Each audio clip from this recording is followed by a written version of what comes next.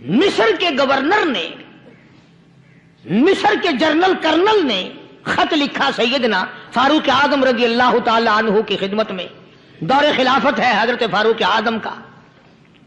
کیا خط لکھا کہ حضور مجھے کافی وقت گزر گیا ہے اور فلاں علاقے میں آپ کے حکم سے ہم نے جانا ہے اور راستہ صرف ایک ہے اور اس راستے میں جال بچھا دیا گیا. اب مجھے مشورہ دیں میں کیا کروں، حکم دیں مجھے.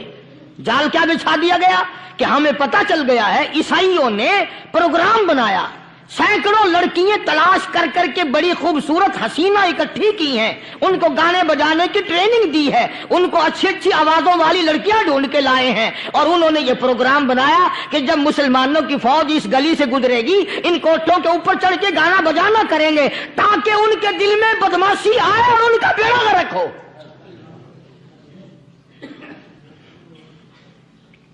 کبھی کافر کا یہ عقیدہ تھا کہ مسلمان کا دل بگڑا تو یہ گیا، اس کی نیت میں خرابی آئی اور یہ تباہ ہوا. جناب فاروق اعظم رضی اللہ تعالیٰ عنہ نے اسے یہ خط نہیں لکھا کہ تو قرآن پڑھا کر، تو نفل پڑھا کر. امیر المومنین خلیفۃ المسلمین سیدنا فاروق اعظم رضی اللہ تعالیٰ عنہ نے اپنے جنرل کرنل کو خط لکھا کہ اس میں لمبی چوڑی فکر کی کوئی بات نہیں، اس میں کوئی پریشانی والی بات نہیں، کوئی سوچ و بچار والی بات نہیں. سارے تیری فوج میں، تیری کمان میں مسلمان ہیں، سب کو اکٹھا کر لے، ساروں کو اکٹھا کر کے قرآن کریم کے سورت نور کی 2 آیتیں سنا دے.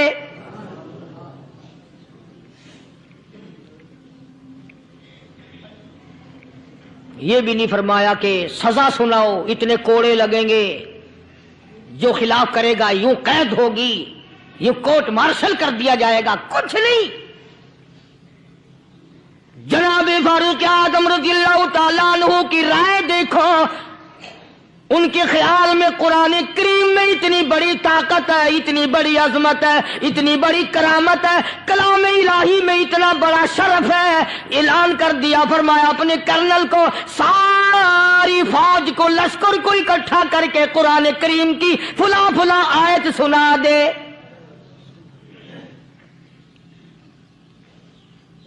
اور اس کے بعد بے دھڑک فوج کو، لشکر کو اسی راستے سے گزار کے لے جا، بے دھڑک لے جا.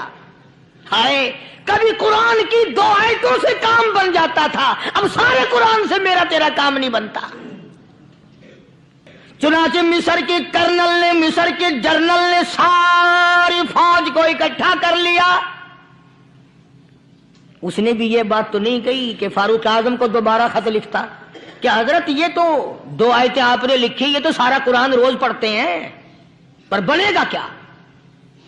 جیسے فاروق اعظم کا یقین تھا، فاروق اعظم کی فوج کے کرنل کا بھی یقین ہے، فاروق اعظم کے فوج کے جنرل کا بھی یقین ہے. اس نے ساری فوج کو اکٹھا کیا، لشکر کو جمع کیا اور اس کے بعد کہنے لگا قل للمؤمنین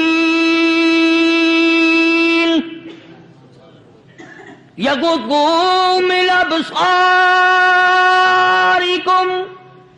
ویحفظوا فروجہم ذالک ازکی لہم ان اللہ خبیر بما یصنعون.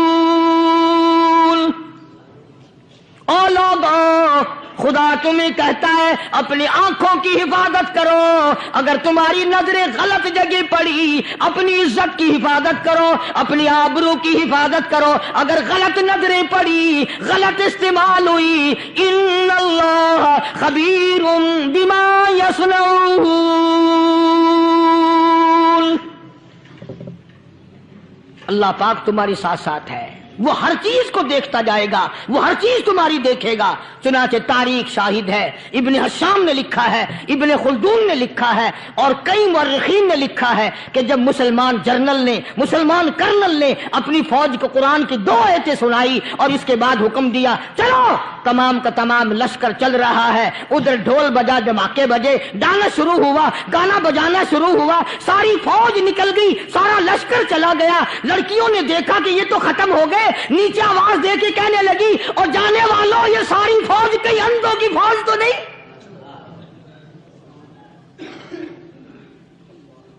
یہ حسن کا نظارہ اور یہ ڈانس اور یہ آواز، ہم ناچ ناچ کے تھک گئی، کوئی سر نہیں اٹھاتا۔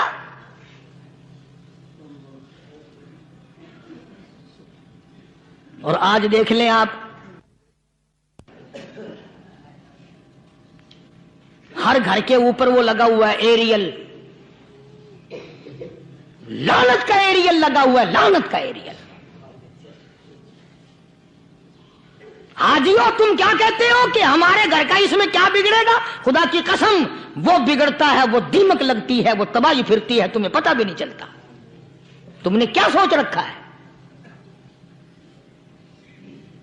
مسلمان کرنل کے حکم پہ ساری فوج نکل گئی، ناچنے والی گانے والی لڑکیاں عیسائیوں کی حیران ہیں، کیا ہوا؟ لاکھوں کی تعداد میں فوج گزر گئی، کوئی نگاہ اٹھا کے نہیں دیکھتا۔ ایک مسلمان سپاہی گزرتا گزرتا نیچی نظریں کیے کیے کہنے لگا، سر کیسے اٹھائے، نگاہ کیسے کوئی اٹھائے گا؟ یہ سارے کے سارے اللہ کا قرآن سن کر آئے ہیں۔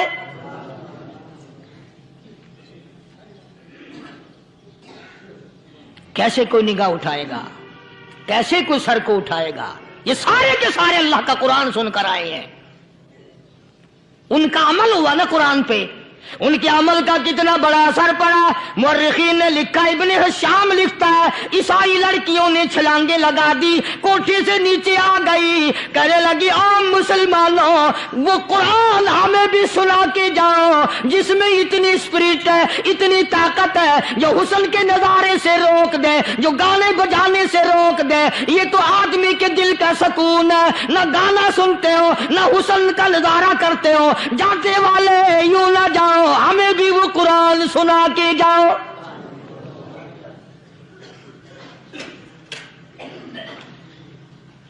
اس قرآن میں کتنی بڑی طاقت ہے، وہ کتنی عظمت ہوگی، اس میں اس کلام میں کتنی برکت ہوگی، جس کلام میں یہ تاثیر ہے کہ وہ ایسی ایسی چیزوں سے روک دیتا ہے۔ چنانچہ ایک مسلمان سپاہی چلتا بھی جاتا ہے اور کہنے لگا، وَقُلْ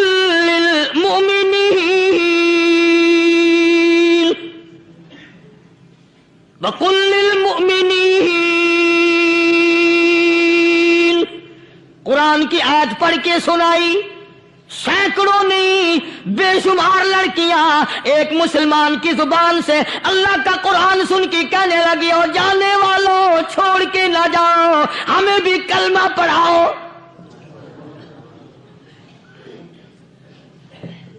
جتنی بھی وہ ناچنے گانے والی تھی تمام کی تمام کلمہ پڑھ کر مسلمان بن گئی۔ اور مورخین نے لکھا ہے آخری دم تک قرآن کی شیدائی اور دیوانی بن کے گزری ہیں۔ پھر وہ لڑکیاں جو رات دن حسن و جمال کا پیکر بنی رہتی تھی، علماء نے لکھا ہے جب موت آئی، ایک ایک کے بدن میں کپڑے لباس میں موت آئی تو 50-50 ٹاکی لگی ہوئی تھی۔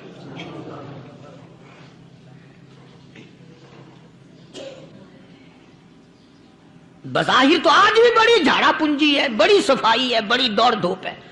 اسی کو مجذوب الالام کہتا، بظاہر تو ہر شے میں بے حد صفائی، مگر دل میں ہے گندگی انتہائی، کبھی اس کے دھوکے میں آنا نہ بھائی، یہ سب ہے رعائی، یہ بس ہے رعائی۔ یہ تو چیز ہی کچھ نہیں۔ بڑے بڑے دھندے ہمیں پلٹتے دیکھے، بڑے بڑے نظام بگڑتے دیکھے،